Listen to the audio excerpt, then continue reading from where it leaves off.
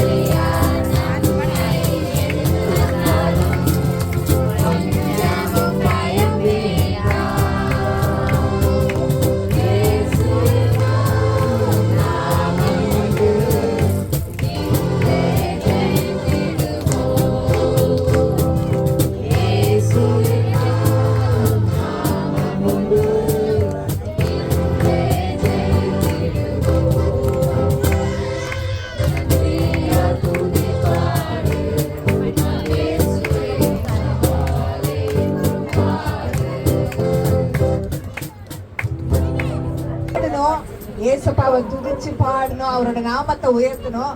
அப்பெல்லாம் நம்ம என்ன யோசிச்சுட்டு இருந்தோம்? ஏதாவது யோசிச்சுட்டு இருந்தோமா? நிறைய யோசனை நம்ம மனசுல போயிட்டே இருக்கோம், அப்படித்தானே? நம்ம ஏதாவது ஒண்ணு பண்ணாலும் இன்னொரு யோசனை என்ன செய்யும்? நிறைய நேரம் நம்ம மனசுல நமக்கு வந்துட்டே இருக்கும். ஒரு சில வேண்டாத யோசனை, பழைய யோசனை, நமக்கு ஏன் தான் இதெல்லாம் வருதோ, அது ஏன் எனக்கு வேறுன்றி இந்த மாதிரி வேறு மாதிரி என்ன வேறுனா என்ன பண்ணும்? பிடிச்சுக்கோ, அப்படிதானே? ஏன் ஒரு சில யோசனை என்னை அப்படி பிடிச்சிட்டு இருக்கு? ஏசப்பா தர்ற யோசனை. என் யோசனை எல்லாம் நான் ஏசப்பா கிட்ட எப்படின்னா கொடுக்கறது அப்படின்னு சொல்லி நம்ம இன்னைக்கு பார்ப்போம். அதுக்கு முதல்ல பாஸ்டர் அந்த வசனம் வாசிக்கணும். நம்ம இந்த மாசத்துக்குரிய வசனம் 2 கொரிந்தியர் 10:5. எல்லா யோசனைனா எண்ணம். எண்ணத்தையும் நம்ம என்ன சொல்றோம்? யோசனை. சில நேரம் எல்லாரும் உலகத்துல இருக்கிறவங்க என்ன சொல்லுவாங்க? எண்ணம் போல வாழு.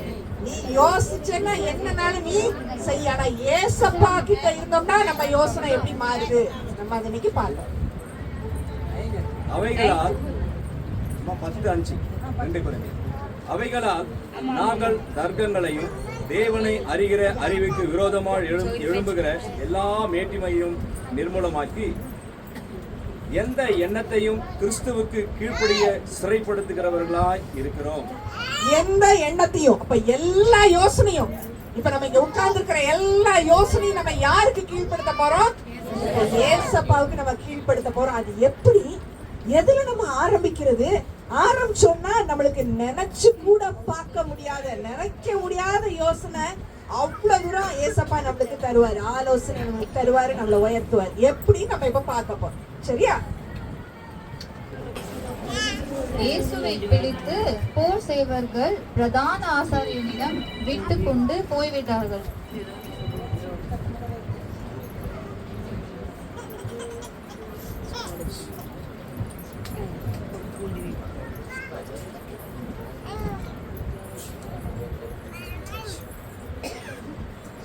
யாரோ இருக்கிற மாதிரி தெரியல. நான் மட்டும் தனியா இந்த வீட்டுல போய் அப்படியே ஒளிஞ்சு குளிர் காயத்துக்கு நெரு பக்கத்துல உட்காந்துக்குவேன்.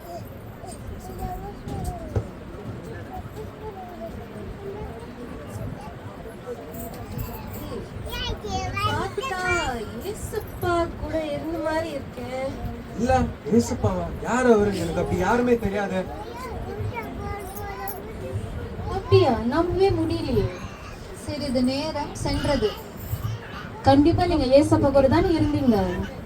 இல்ல இல்ல, யார் சொல்றீங்க? நீங்க வேற யாரும் யோசிக்கிறீங்க. நான் அப்படி யாருமே நான் பார்த்தது இல்ல. கிட்டத்தட்ட 1 மணி நேரத்திற்கு பின்னால் இல்ல, நீங்க சொல்றது தவறு. நான் அப்படிலாம் எதுவும் பண்ணதே இல்ல. ஏசப்பானா யாருன்னு எனக்கு தெரியாது.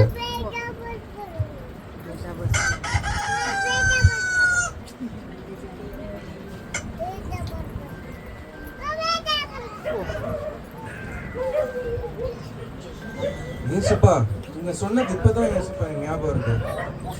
நான் உங்களை 3 தடவை மறுதளிச்சிட்டேன் ஏசப்பா. என்னை மன்னிச்சிருங்க ஏசப்பா, மன்னிச்சிருங்க ஏசப்பா.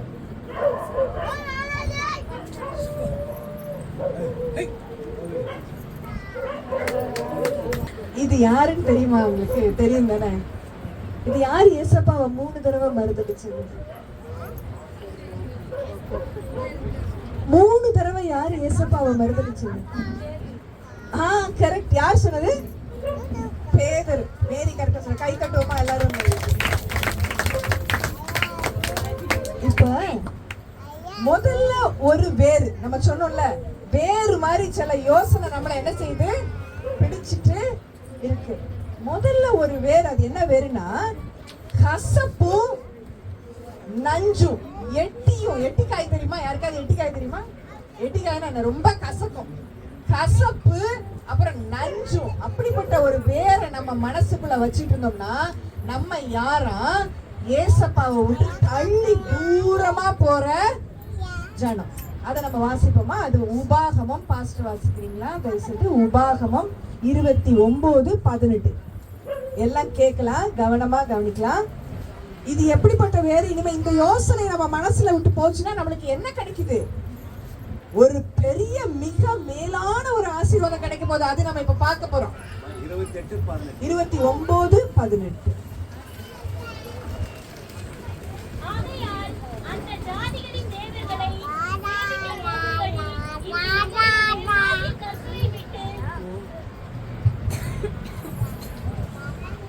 ஆகையால் அந்த ஜாதிகளின் தேவர்களை சேவிக்க போகும்படி இன்று நம்முடைய தேவனாகிய கர்த்தரை விட்டு அகலுகிற இருதயம் உள்ள ஒரு புருஷனாகிலும் ஸ்திரீயாகிலும் குடும்பமாகிலும் கோத்திரமாகிலும் உங்களில் இராதபடிக்கும் நஞ்சையும் எட்டியையும் முளைப்பிக்கிற யாதொரு வேறு இராதபடிக்கும் பாருங்கள்.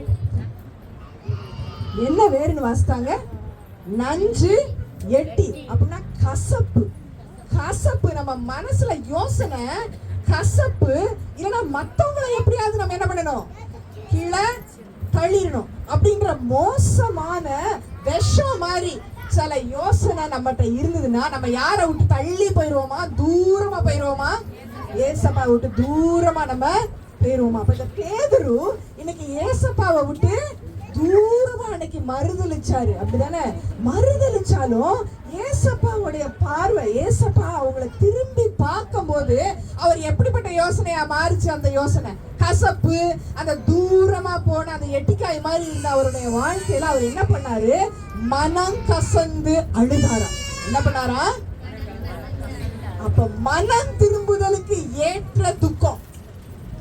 முதல்ல நம்ம யோசனை மாறணும்னா நான் மனம் திரும்பணும், மனசு ஏசப்பா கிட்ட திரும்பணும். இப்ப மனம் திரும்புதலுக்குரிய ஒரு துக்கம் இருந்துச்சுன்னா அப்ப அந்த துக்கத்தை சந்தோஷமா ஏசப்பா மாத்துவாங்க.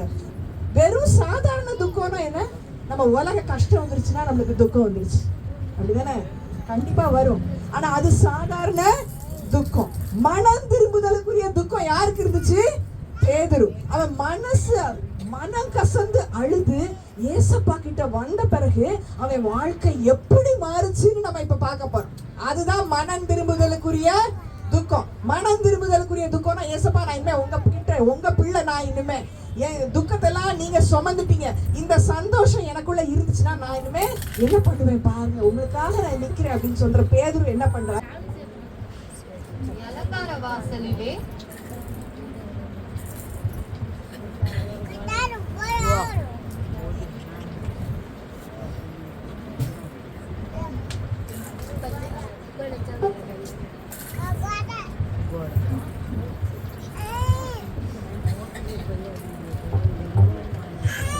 ஐயா ஐயா உதவி செய்யுங்க ஐயா, சின்ன வயசுல இருந்து நடக்க முடியல ஐயா. ஐயா ஐயா உதவி செய்யுங்க ஐயா. ஐயா ஐயா ஐயோ என்ன பண்றது, காலையில இருந்து சாப்பிடவே இல்லை, ஏதாச்சும் ஹெல்ப் பண்ணுங்க. ஐயோ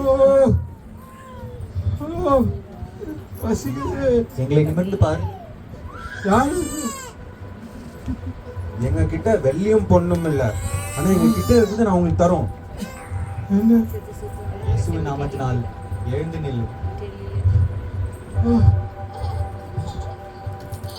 ஏய்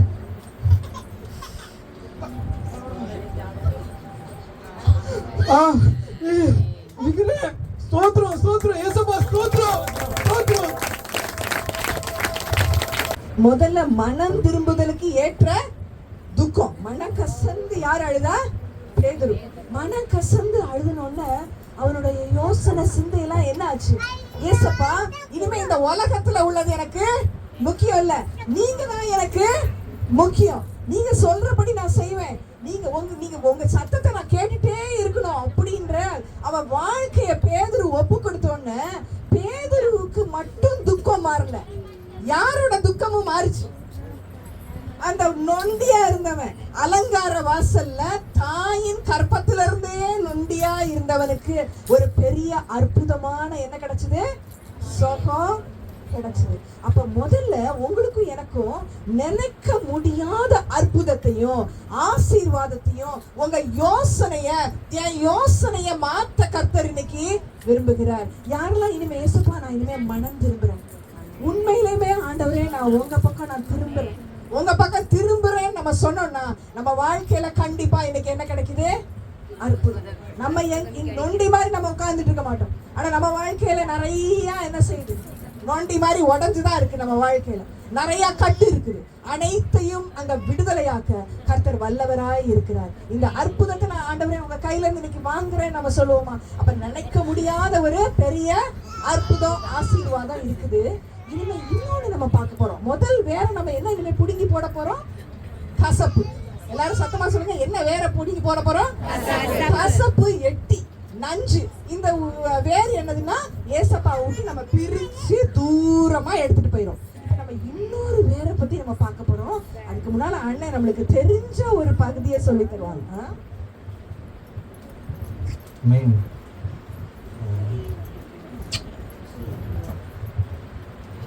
எல்லாருக்கும் இந்த உழுகிற ஓமை தெரியுமா? இயேசு சொன்ன ஓமை யாருக்கெல்லாம் தெரியும்? கை தூக்குறீங்களா? விதைக்கிறவனின் ஓமை யாருக்கெல்லாம் தெரியும்?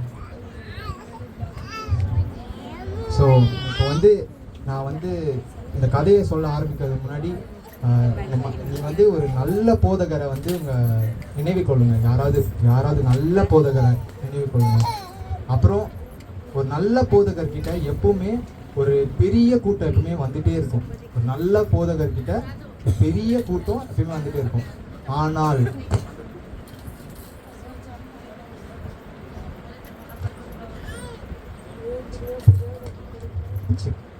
ஆனால் அந்த கூட்டம் வந்து அந்த சுவிசேஷத்தை வந்து ஏற்றுக்கொள்றாங்களா? இப்போ அந்த போதகர் வந்து இயேசு கிறிஸ்து, அவர் கூட வந்து அவ்வளோ சீஷர்கள், அவ்வளோ ஜனம் வருது. அவர் வந்து இந்த விதைக்கிறவனின் ஓமையை சொல்லும் போது அந்த விதைக்கிறவன் வந்து அந்த ஓமையில 4 நிலத்தை பத்தி சொல்றாரு. யாராவது மத்தேயு 13:20 படிக்கிறீங்களா? யாராவது மத்தேயு 13:20?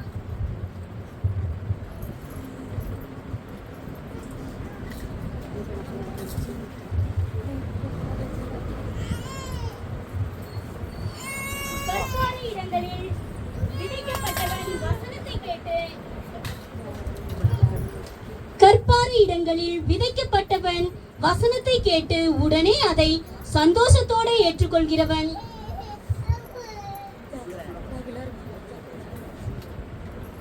ஆகிலும் தனக்குள்ளே வேறில்லாதவனாய் கொஞ்ச காலம் மாத்திரம் நிலை நிற்பான். வசனத்தின் நிமித்தம் உபத்திரவமும் துன்பமும் உண்டான உடனே இடர்கள் அடைவான். முள்ளுள்ள இடங்களில் விதைக்கப்பட்டவன் வசனத்தை கேட்கிறோனாயிருந்தும் உலக கவலையும் ஐஸ்வர்யத்தின் மயக்கமும் வசனத்தை நொறுக்கி போடுகிறதினால் அவனும் பலனற்று போவான். நல்ல நிலத்தில் விதைக்கப்பட்டவனோ வசனத்தை கேட்கிறவனும் உணர்கிறவனுமாயிருந்து 100ஆகவும் 60ஆகவும் 30ஆகவும் பலன் தருவான் என்றார். ஆமென். இந்த பகுதியில வந்து 4 நிலத்தை குறிக்குது. இப்போ இந்த ஜனங்கள் நீங்களா இருக்கும் போது இந்த 4 நிலங்களை நான் என்னென்னு ஒன்று விளக்குறேன். முதல்ல வந்து அந்த விதைக்கிறவன் வந்து விதையை போடும் போது நடைபாதை வந்து அது வந்து உழுகிற நிலமையில் அதில் வந்து விதையை போட்டாலுமே அது போட்ட உடனேயே பறவைகள் வந்து எடுத்து போடும். அதுதான் அந்த சுவிசேஷத்தை குறிக்கிறது. பறவையானது வந்து இந்த உலகத்தில் இருக்க மக்கள் சாத்தான் செயல்கள் தான் குறிக்குது. நம்ம வசனத்தை வந்து நம்ம இப்போ கேட்கும் போது உடனே சாத்தான் வந்து அதை எடுத்து போட தான் நினைப்பான். அதுதான் இந்த நடைபாதை. இந்த இடத்துல வந்து உழுகிறதான எந்த அறிகுறியுமே இருக்காது. அடுத்து வந்து கல்லுள்ள இடங்கள்ல வந்து மண் அப்புறம் அந்த தண்ணி இருக்கிற வந்து சக்தி வந்து மிக குறைவா இருக்கும். இந்த பகுதியில வந்து அந்த விதையை போடும் போது ஜனங்களாகிய இயேசு வந்து என்ன சொல்கிறாருன்னா, போட்ட உடனே அவங்க வந்து அந்த சுவிசேஷத்தை கேட்டு மகிழ்வாங்க. உடனே அந்த விதை வந்து வளரும். ஆனா வந்து அந்த கல் எதை குறிக்கிறது என்றால், இந்த உலகத்தோட நம்ம கஷ்டங்கள் அது வரும்போது, அவங்க வாழ்க்கையில வரும்போது அவங்களால அது வந்து அந்த சுவிசேஷத்தை அது வந்து ஏற்றுக்கொள்ள தடுக்குது. அதனால அந்த வேரோட அது பற்று போகுது அந்த விதை. அதனால வந்து அவங்களோட அந்த முழுமையான வந்து கடவுளோட வந்து ஐஸ்வர்யத்தையும் இதுவும் வந்து அவங்க பெற்றுக்கொள்ள அது வந்து அந்த கல்லான நிலம் வந்து தடுக்குது. அடுத்து இது வந்து 3வது நிலம். 3வது நிலம் வந்து முட்களை குறிக்கிறது. முட்கள் வந்து அங்க வந்து விதை போனாலும் அந்த முட்கள் வந்து அதை நசுக்கி அது வந்து பிற்கப்படுது. வசனம் வந்து அது வந்து உலகத்தினுடைய ஆசைகளும் துன்பங்களும் சொல்லுது. ஸோ நம்ம வாழ்க்கையில வந்து அந்த விதையை வந்து நம்ம நிலத்தில் போடும்போது விதை வந்து தேவனுடைய வசனமாக இருக்குது. நிலம் வந்து நம்மளுடைய மனதா இருக்கு. ஸோ அந்த இதுவை வந்து நம்ம எப்படி உணர்ந்து அறிந்து கடவுளை பின்பற்றும் போது நம்மளுக்கு நிறைய கஷ்டங்கள் வரும். இந்த உலகத்தின் ஆசைகள் விருப்பங்கள் அது வந்து நம்மளை இறுக்கி போடும் போது நம்ம வந்து தேவனுடைய வந்து நம்ம வந்து சுவிசேஷத்தை விசுவாசித்து நம்ம வந்து நடக்கணும். ஸோ அது வந்து 3வது நிலம். அடுத்த நிலம் வந்து இதுதான் வந்து 4வது நிலம். இதுதான் வந்து இப்போ வந்து போடும் போது அந்த விதை வந்து 30, 60, 100 பலன் அளிக்குது. ஸோ இந்த பகுதி வந்து முக்கியமாக இது வந்து கிறிஸ்துவ பற்றியோ இல்லை வேதத்தின் வசனத்தின் முக்கியமாக குறிக்குது. ஆனால் இந்த பகுதி வந்து நம்ம ஜனங்களாகிய நம்ம மனதை தான் முக்கியமாக குறிக்குது. ஏன்னா நம்ம வந்து இப்போ சுவிசேஷத்தை கேட்கும் போது 4 நிலங்களாக இருப்போம். இப்போ நான் சொல்லும் போது கூட இப்போ நீங்கள் இருக்கும்போது 4 நிலமாக இருக்கீங்க. ஆனால் நம்ம வந்து சுவிசேஷத்தை கேட்கும் போது நம்ம ஜெபம் பண்ணி பரிசுத்த ஆவியை வந்து நம்மளை நிரப்பி நம்மளை வந்து புது மனுஷனாகி எல்லாரும் வந்து இந்த நல்ல நிலம் போல ஆகி கடவுளுடைய ஆசீர்வாதத்தையும் நல்லதையும் பெற்றுக்கொள்ள நம்ம இந்த சுவிசேஷம் ஏசப்பா நம்மளை சொல்கிறார். ஸோ இதை சொல்லி நான் நன்றி. அப்ப முதல்ல ஒரு வேர் பார்த்தோம். என்ன வேர் பார்த்தோம்? எட்டியும் நஞ்சும், அப்படிதானே? கசப்பும் நஞ்சும். அந்த வேர் நம்மளுக்கு போச்சுன்னா நம்ம துக்கம்லாம் சந்தோஷமா ஏசப்பா உயிர் தெழுந்ததுனாலதான் நம்ம துக்கம் சந்தோஷமா மாறும். அப்புறம் என்ன நம்மளுக்கு கிடைக்குது? நம்ம மத்தவங்களுடைய துக்கத்தையும் நம்ம மாத்த ஏசப்பாவுடைய நாமத்தினால தூக்கி விட நம்மளுக்கு உதவி செய்கிறது. அப்ப இந்த ஒரு பெரிய நல்ல யோசனையை ஏசப்பா நம்மளுக்கு இன்னைக்கு தர்றாங்க. நினைக்க முடியாத அற்புதத்தை உங்களுக்கு எனக்கும் தராங்க. ரெண்டாவது, அண்ணன் சொல்லி கொடுத்த அந்த 4 நிலத்துல ஒரு நிலத்துல என்ன இல்லாம இருந்துச்சு? என்ன இல்லாம இருந்துச்சு? என்ன இல்லாம இருந்துச்சு? அதுதான் என்னது? அந்த முதல் படம் என்னது? முதல் படம் வந்து கசப்பும் விஷமும். அது விஷம் குடிச்சோன்னா அது அங்க திணறிட்டு இருக்குது.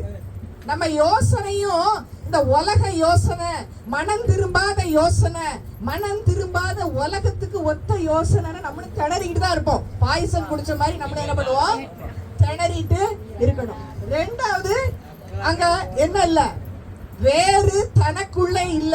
அப்படின்னா நம்ம யாரோட வசனம் நம்ம இருதயத்துல இல்ல?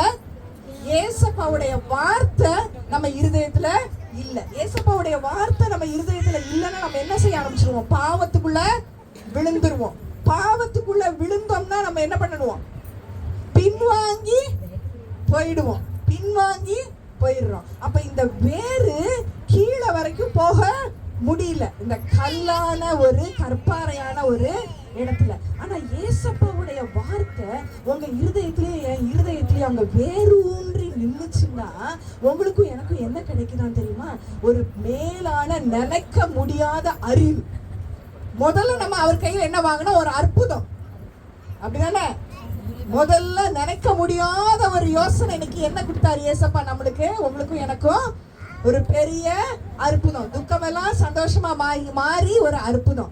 ரெண்டாவது, நீங்களும் நானும் நினைச்சு கூட பார்க்க மாட்டோம், அப்படிப்பட்ட அறிவை நம்மளுக்கு கொடுக்கிறாரா. இப்ப இந்த இவங்க 2 பேரும் யாரு? யோவானும் பேதுருவும் தான் எங்க போனாங்க? அந்த அலங்கார வாசல்ல போனாங்க. அங்க யார் இருந்தா? தாயின் வயிற்றுல இருந்து இருந்த சப்பானியா இருந்த ஒருத்தனை ஏசப்பா நாமத்துல அவங்க தூக்கி விட்டுட்டாங்க. அதுக்கப்புறமா என்ன நடந்துச்சு தெரியுமா? அங்க இருந்த அந்த வேதபாரகர், அங்க இருந்த அந்த ஊர் தலைவர்கள் அவங்க எல்லாம் என்ன செஞ்சாங்கன்னா இவங்க 2 பேரையும் எதிர்த்தாங்க. இவங்க 2 பேரும் என்ன பண்ணாங்க? எதிர்த்து அவங்கள பிடிச்சு என்ன பண்ணாங்க? சிறைச்சாலையில போனாங்க. நீ ஏசப்பாவை பத்தி நீ பேசினா பாத்துக்க. என்ன சொன்னாங்க? நீங்க ஏசப்பாவோட நாமத்துல நின்னீங்கன்னா இல்லைன்னா பேசுனீங்கன்னா பாத்துக்கோங்கன்னு சொன்ன உடனே இவங்க 2 பேரும் என்ன சொன்னாங்களா? நாங்கள் கண்டதையும் கேட்டதையும் நாங்கள் அறிவிக்காமல் இருப்போமோ? நீங்களும் நானும் எத்தனை அற்புதத்தை பார்த்திருக்கோம், எத்தனை அதிசயத்தை பார்த்திருக்கோம். எத்தனை தடவை ஏசப்பா உங்களுக்கும் உங்க ஜபத்துக்கும் என் ஜபத்துக்கும் பதில் கொடுத்திருக்கிறாருல. ஏசப்பா பதில் கொடுத்திருக்கிறாருன்னா இனிமே நீங்களும் நானும் கண்டதையும் கேட்டதையும் என்ன செய்யணும்? அறிவிக்கணும். அப்பதான் அந்த வசனம் வந்து உன் இருதயத்திலையும் என் இருதயத்திலையும் வேற ஊன்றி அங்க நிற்கும். சத்தமா சொல்லுவோமா? கண்டதையும் கேட்டதையும் நான் அறிவிப்பேன். ஏசப்பாவை பத்தி நான் பார்த்தது, அவர் எனக்கு செஞ்சத நன்மைய நான் இனிமே என்ன செய்வேன்?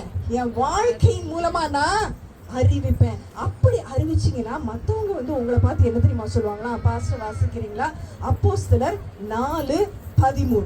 மற்றவங்க என்ன சொல்லுவாங்க? இவங்களுக்கு எப்படி இவ்வளவு அறிவு வந்துச்சு? இவங்க படிக்காதவங்களே. பேதுருவும் யோவானும் அந்த காலத்துல யாரு? படிக்காதவங்க. அவங்க எல்லாம் என்ன படிச்சுட்டு இருந்தாங்க? மீன் பிடிச்சிட்டு இருந்தாங்க. என்ன பிடிச்சிட்டு இருந்தாங்க? மீன் பிடிச்சிட்டு இருந்தாங்க. ஏசப்பா கூப்பிடும் போது படிக்காதவங்களுக்கு இவ்வளவு யோசனை எப்படி, படிக்காதவங்களுக்கு எப்படி இவ்வளவு அறிவு வந்துச்சு அப்படின்னு சொல்லி யாருடைய நாமம் அங்க உயர்த்தப்படும்? ஏசப்பாவுடைய நாமம் அங்க உயர்த்தப்படும். அதை நம்ம வாசிப்போமா?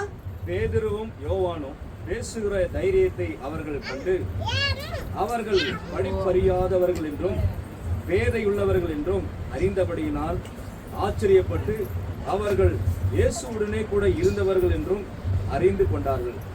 ஏசப்பா கூட இருக்கிற பிள்ளைங்க, இனிமே படிப்பறிவு அங்க இல்ல அவங்களுக்கு. ஆனா ஏசப்பா கூட வந்தோன்னு என்ன இருந்துச்சா? ஒரு விசேஷித்த அறிவு, விசேஷித்த ஞானத்தை ஏசப்பா கொடுக்க வல்லவரா இருக்கிற. நீங்க யாரெல்லாம் இங்கிலீஷ் கிளாஸ் இப்ப வரீங்களா? இன்னும் நிறைய பேரை கூட்டிட்டு வாங்க. ஏன்னா ஏசப்பா பிள்ளைங்களா ஆனா இனிமே என்ன கிடைக்குது உங்களுக்கு? விசேஷித்த ஒரு அறிவு. அற்புதம் மட்டும் இல்ல, இனிமே உங்க யோசனை, ஆலோசனை, அறிவு எல்லாமே என்ன பண்ணுது? கூடுது. ஏன்? அந்த வசனம் எங்க வேற ஊன்றி நிக்குது? உங்க இருதயத்துல வேரூன்றி நிக்குது. கடைசியா ஒரு வேறு ஏசப்பாக்குள்ள இருக்கிற வேறு. யாருக்குள்ள இருக்கிறது? ஏசப்பா மேல வேரூன்றி கட்டப்பட்டவங்க. பாஸ்டர் வாசிக்கிறீங்களா? கொலோசையர் 2:6. அவங்க எப்போதுமே ஸ்தோத்திரம் பண்ணுவாங்க. என்ன வந்தாலும், என்ன சூழ்நிலை இருந்தாலும் ஏசப்பாவுக்குள்ள இருக்கிற வேறு அந்த வாழ்க்கை எவ்வளவு கஷ்டம் வந்தாலும், வசனத்தின் மத்தியில கஷ்டம் வந்தாலும் அவங்க என்ன பண்ணுவாங்களா? ஸ்தோத்திரம் மட்டும் இல்ல, ஸ்தோத்திரம் பண்ணி பெருகுவாங்க. அப்ப இங்க நம்ம இவ்வளவு பேர் மட்டும் இல்ல, இன்னும் நிறைய பேர் ஸ்தோத்திரம் பண்றவங்க இந்த இடத்துக்குள்ள நம்ம இனிமே வரப்போறோம்.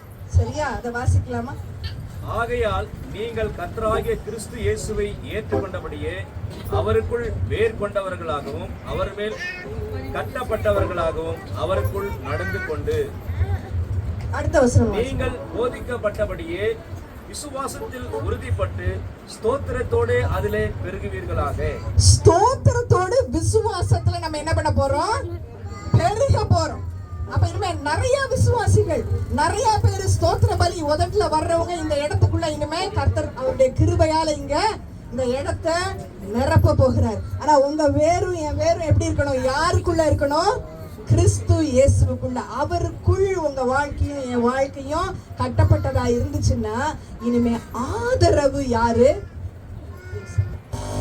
அற்புதம் ஏசப்பா கையில இருந்து.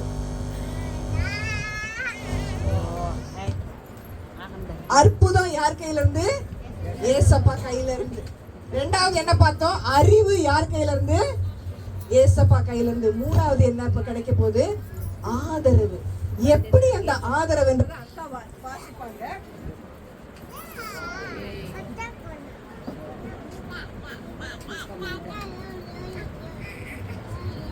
எப்படி ஆதரவுன்றதை மட்டும் வாசிப்பாங்க. நம்மளுக்கு எல்லாருக்கும் ஆதரவு இருக்கணும்னு ஆசை இல்ல? ஆதரவே இல்லாம நம்ம இருக்கணும்னு ஆசைப்படுவோமா? இல்ல. நமக்கு ஆதரவு வேணும்னா எப்படின்றத இங்க வாசித்து நம்ம ஜெபம் பண்ணலாம்.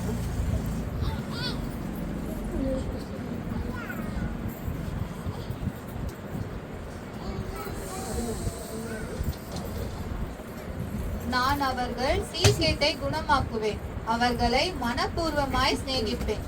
என் கோபம் அவர்களை விட்டு நீங்கிற்று. நான் இஸ்ரவேலுக்கு பனியை போல் இருப்பேன். அவன் லீலி புஷ்பத்தை போல் மலருவான், லீலி பூனை போல் வேரூன்றி நிற்பான். இஸ்ரவேலுக்கு எப்படி இருப்பாரா? பனி. பனினா யாருக்காவது இஷ்டமா? இஷ்டமா? நிறைய பேருக்கு நம்மளுக்கு பனி குளிர்னா நம்மளுக்கு என்னது இஷ்டம் இருக்காது. ஆனா அந்த காலத்துல ஏசப்பா இருந்த காலத்திலயும் அதுக்கு முன்னாடியும் இருந்த அந்த இஸ்ரவேல் மக்கள் இருந்த இடத்துல என்ன பெய்யாதா? 250 நாள் மழை கிடையாதான். என்ன கிடையாதா? எத்தனை நாள்? ஒரு வருஷத்துல 3/4 நாள் என்ன கிடையாது? மழை கிடையாது. அதனால பனி வந்தாதான் அங்க செடி வளரும். பனி வந்தாதான் அப்ப என்ன கிடைக்கும்? சாப்பாடு கிடைக்கும். இல்லன்னா சாப்பாடு கிடைக்குமா? கிடைக்காது. அப்படிதானே? அதனாலதான் அங்க வசனம் போட்டிருக்கு, நான் இஸ்ரவேலுக்கு பனிய போல நான் இருப்பேன். அப்ப உங்களுக்கும் எனக்கும் ஆதரவாய் கர்த்தர் இருக்கிறேன்னு சொல்றாரு. ஆசீர்வாதம் மட்டும் இல்ல, அறிவு மட்டும் இல்ல, தினமும் அனுதினமும் ஒரு நிமிஷமும் ஒரு நாளும் கர்த்தர் பனியை போல உங்களுக்கும் எனக்கும் எப்படியா இருக்கிறாரு? அவர் ஆதரவாய் இருக்கிறார். அவர் ஆதரிக்கிற நம்முடைய கர்த்தர். அப்ப இப்படிப்பட்ட மேலான ஒரு நோக்கத்திற்காக கர்த்தர் என்ன சொல்றாரு? உங்க எல்லா எண்ணத்தையும் கிறிஸ்துவுக்குள் நீங்க கீழ்ப்படுத்தணும். அவருடைய மேலான நோக்கம் என்ன? நம்ம எல்லா யோசனையும் யாருக்கு கீழ்ப்படுத்தணும்? ஏசப்பாவுக்கு. ஏன் கீழ்ப்படுத்தணும்? நமக்கு அற்புதத்தை தராரு, துக்கத்தை மாத்தி அற்புதத்தை தராரு. ரெண்டாவது என்ன தராரு? சொல்லுங்க சத்தமா. அறிவு. அதுதானே. மூணாவது என்ன தராரு ஏசப்பா? ஆதரவு. மூணையும் சொல்லுவோமா? நம்ம எண்ணம் யோசனை எல்லாத்தையும் ஏசப்பாக்கு கொடுத்துட்டோம்னா நமக்கு என்ன கிடைக்குது? சத்தமா சொல்லலாம். முதல்ல என்ன கிடைக்குது? அற்புதம். சொல்லுங்க. ரெண்டாவது அறிவு. மூணாவது என்ன கிடைக்குது? ஆதரவு. நம்ம ஜெபம் பண்ணுவோமா?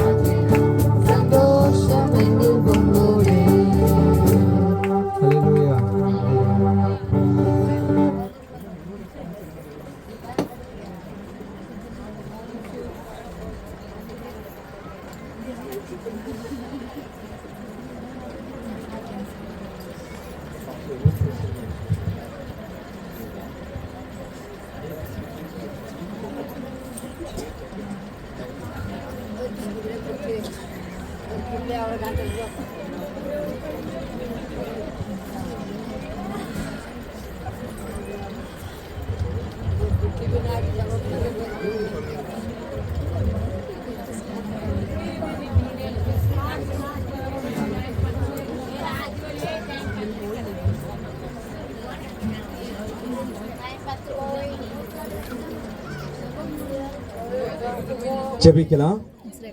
Now you can give it to Uncle.